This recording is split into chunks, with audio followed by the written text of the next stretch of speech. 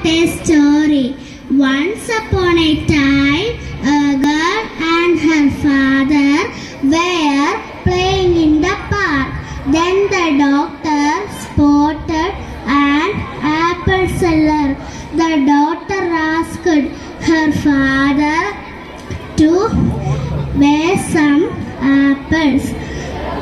The father had no money.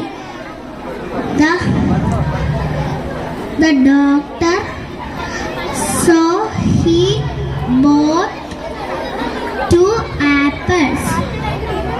The doctor took 1 apple in one hand and the other apple in the other hand. The father asked to share the apple. She bite both of them.